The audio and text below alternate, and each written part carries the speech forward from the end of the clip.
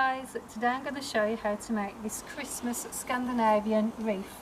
Now I absolutely love Christmas and it's one of my favourite times of the year, and I make something each and every year, and this time I've made this. If you want to know how I made the actual wreath itself, if you click here and then I can show you how to make that. For everything else that I've made on here, keep watching and I'll show you how to make it.